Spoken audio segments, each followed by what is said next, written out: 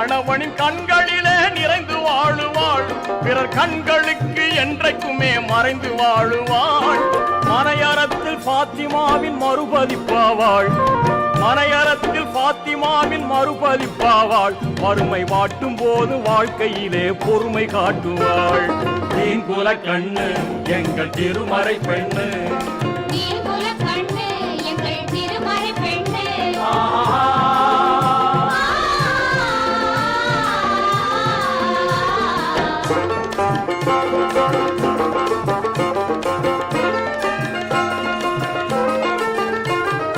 அனுதினமும் 5 வேளை தொழுகை பேணுவாள், ஆண்டின் அருள் வணக்கும் ரமலானின் நோன்பு காணுவாள்.